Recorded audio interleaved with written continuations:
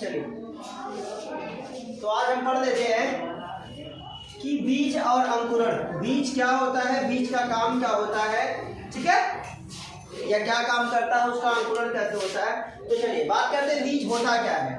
तो वैसे ही आप समझे कि जनन का परिणाम, पौधों में जनन का परिणाम क्या होता है, बीज होता है। आप जानते हैं कि परागकण होता है ना, परागकण कहाँ पहुँचता है, अंडाशय तक पहुँचता है और संलयित होकर या दोनों निषेचित होकर किसका निर्माण करते हैं भाई, भ्रूण का निर्माण करते हैं।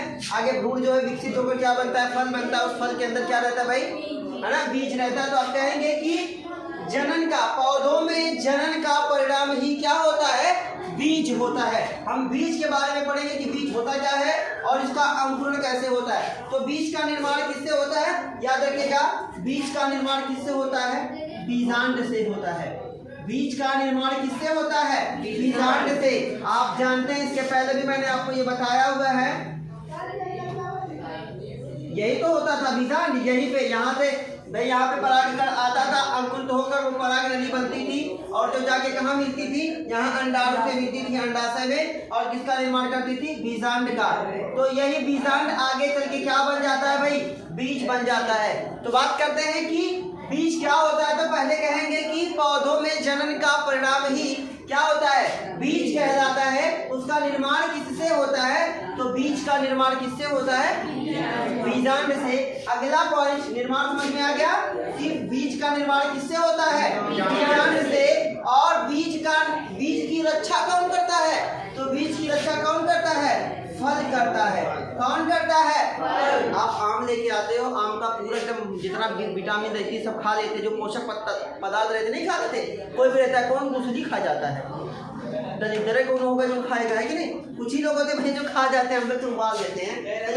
तो जो क्या करता है, उसे रक्षा, उसके चारों हम फल खा जाते हैं, बीज को हम छोड़ देते हैं। तो वो जो फल है उसे क्या प्रदान करता है, रक्षा प्रदान करता है। और बीज का कार्य क्या होता है, बीज क्या काम करता है, तो देखो बीज क्या काम करता है कि नई संतति या नई प्रजाति पैदा करने में सहायता करती है। अगर बीज ही नहीं होता, अभी देखिए नवंबर में बुआई होगी, अगर बीज नहीं होंगे तो बुआई किस चीज की करेंगे। नई प्रजाति के विकास में कौन सहयोग करता है। अगर मैं देखिए बीज ही नहीं होगा तो पौधा कहाँ से आएगा, समझ रहे बात को। तो आपसे पूछेगा कि बीज का निर्माण किससे होता है, तो किससे होता है, बीजांड से होता है। इसका कार्य क्या होता है, इसका कार्य होता है नई, समझ गए बात को। तो बीज जनन के बाद, पौधों में जनन का परिणाम क्या होता है, बीज होता है, जिसका निर्माण किससे होता है, बीजांड से होता है। इसकी रक्षा कौन करता है, फल करता है। कौन करता है, फल करता है। और इसका कार्य क्या होता है, नई प्रजाति का निर्माण करना। क्या करना भाई, नई प्रजाति का निर्माण करना। अब देख लेते हैं, बीज ही एक बीज बना के ही देख लेते हैं हम, ठीक है। यहाँ तक कोई डाउट तो है नहीं। चलिए किसी का भी बीज हम बना लेंगे, जैसे चलो मैं चना बना रहा हूँ, ठीक है, आते चना की संरचना समझ में आ गई। देखिए तो बात हम क्या कर रहे हैं, हम पढ़ क्या रहे, बीज। तो क्या कहेंगे, बीज क्या होता है कि जनन का परिणाम, किसी पौधे में जनन का परिणाम क्या होता है, बीज होता है। ये हो गया बीज। बीज की रक्षा कौन करता है, कौन करता है भाई, फल करता है। आगे बात कर लेते हैं, और इसका काम क्या था, ये चना अगर इसकी आप बुआई कर देंगे तो अंकुरण करके एक नए पौधे का विकास करेगा कि नहीं करेगा। अब उस पर कई सारे लगेंगे चना, तो ये नई प्रजाति बन गई ना। तो इसका काम क्या होता है, नई प्रजाति को बनाना, नई जाति को पैदा करना। अब बात करते हैं कि किसी बीज में भाग कितने होते हैं, बीज के भाग कितने होते हैं। चलिए यहाँ लिख देता हूँ, कहाँ लिखूँ, ठीक है।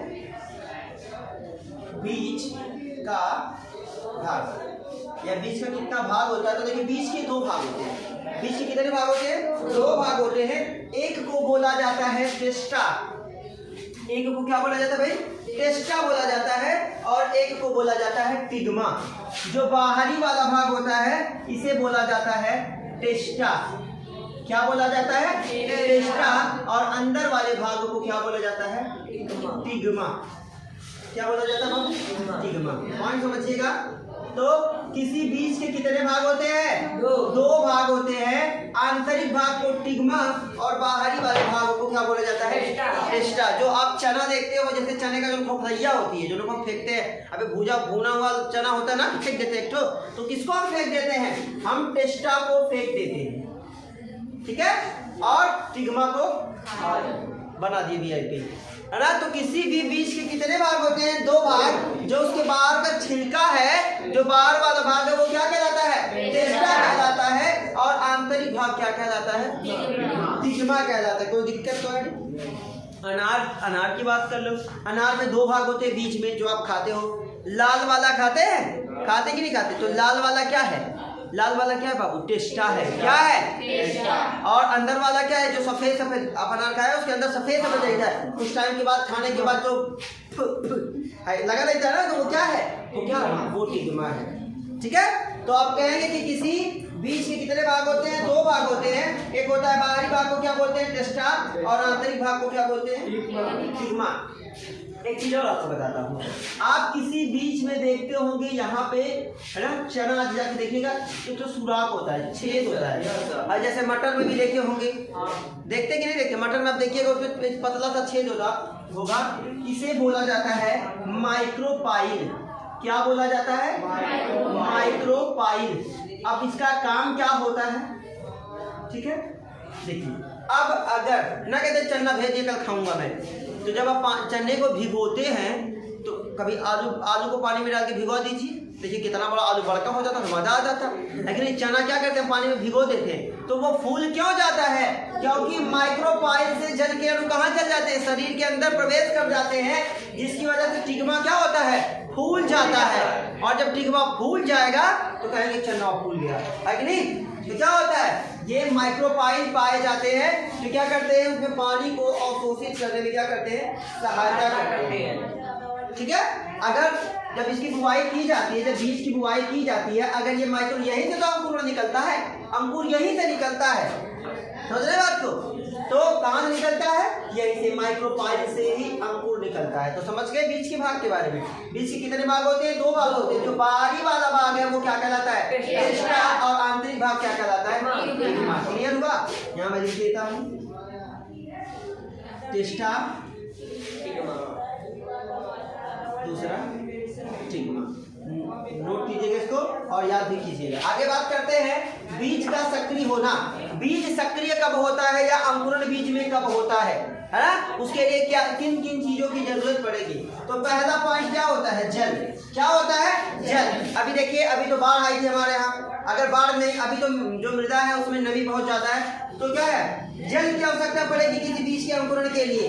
दूसरी चीज, मिट्टी में क्या होनी चाहिए? नमी होनी चाहिए। अगर नमी नहीं होगी, इतना बड़ा बहुत है ना, बाद में जाकर बीज रख देंगे तो जल जाएगा बेचारा, भुना हुआ मिल जाएगा आपको, है कि नहीं? क्योंकि उसके लिए क्या चाहिए? नमी। अंकुरण होगा तभी ना ये वाला पोर्शन टेस्टा थोड़ा सा कमजोर होगा, यहाँ से माइक्रोपाइल से क्या होगा? अंकुरण निकलेगा, उसे पोषण भी तो चाहिए।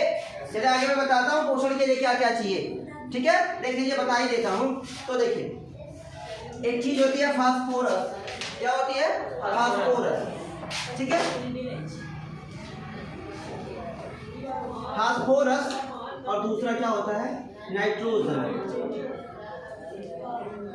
अगर इन फ्यूचर कभी आपको ये मिल जाता है कि बीज के अंकुरण के लिए किसकी आवश्यकता पड़ेगी, तो बीज के अंकुरण के लिए किसकी आवश्यकता पड़ेगी? फास्फोरस की पड़ेगी। वृद्धि के लिए किसकी आवश्यकता पड़ेगी? नाइट्रोजन की। याद रखिएगा कि किसी पौधे के या किसी बीज के अंकुरण के समय उसे क्या दिया जाता है? फास्फोरस दिया जाता है। क्या दिया जाता है? फास्फोरस। और जब वो वृद्धि कर जाता है, जो यूरिया लाके छींटते हैं, उस पर लिखा होता है 78% यूरिया। यूरिया का काम क्या? यूरिया क्या काम करती है? वृद्धि। किसी पौधे के विकास के लिए, बड़ा करने के लिए किसकी आवश्यकता है? नाइट्रोजन की। और अंकुरण के लिए किसकी आवश्यकता है? फास्फोरस की। क्लियर है? तो बात करते हैं कि अंकुरण के लिए क्या चाहिए? तो जल चाहिए, नमी चाहिए, वायु चाहिए, हवा भी चाहिए, जिसकी वजह से वो क्या करे, ऑक्सीजन ले सके और आगे वृद्धि कर सके। तीसरा टेम्परेचर, तापमान बहुत महत्वपूर्ण भूमिका निभाता है। क्या भूमिका निभाता है? जैसे गेहूं है, अभी उसे कम टेम्परेचर की जरूरत है, अब बहुत जबर की गर्मी, मई जून वाली गर्मी पड़ेगी तो अंकुरण नहीं होगा। तो तापमान, किसी बीज के अंकुरण के लिए किसकी जरूरत पड़ेगी? जल की, और वायुमंडल में नमी या आर्द्रता होनी चाहिए, वायु हवा भी होनी चाहिए, और क्या चाहिए? तापमान। कभी कभार पूछ दिया जाता है कि बीज के अंकुरण के लिए कौन सी ऐसी चीज जिसकी आवश्यकता नहीं होती, तो किस चीज की आवश्यकता नहीं होती? मिट्टी की। समझे? अंकुरण का मतलब अंकुरित आप कहीं भी कर सकते हो।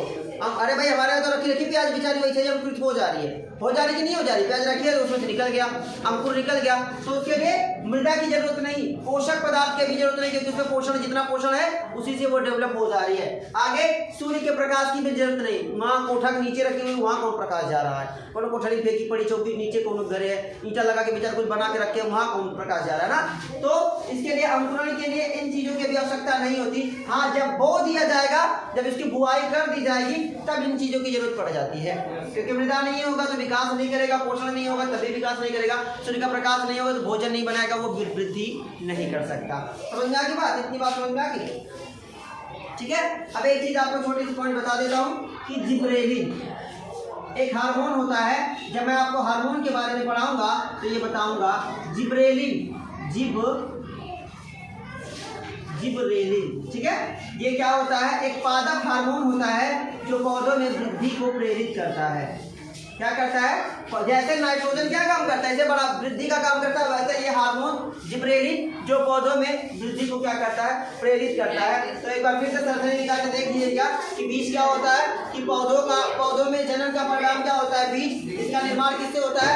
बीजांड से। इसे रक्षा, बीज को रक्षा कौन देता है? फल देता है। इसका कार्य क्या होता है? नई प्रजाति को बनाना, ठीक है। बीज के कितने भाग होते हैं? 2 भाग। बाहरी भाग क्या कहलाता है और आंतरिक भाग क्या कहलाता है? क्लियर है? आगे बात करते हैं अंकुरण के लिए क्या चाहिए? जल चाहिए, नमी चाहिए, वायु चाहिए, तापमान चाहिए। क्या चीजें नहीं चाहिए वो क्या होगा? मृदा, पोषण और सूर्य का प्रकाश। क्लियर है? अब समझिए किसी पौधे में अंकुरण के लिए क्या जरूरत है? फास्फोरस, और वृद्धि के लिए नाइट्रोजन, और हार्मोन कौन सा? जिब्रेलिन। चलो नोट करिए।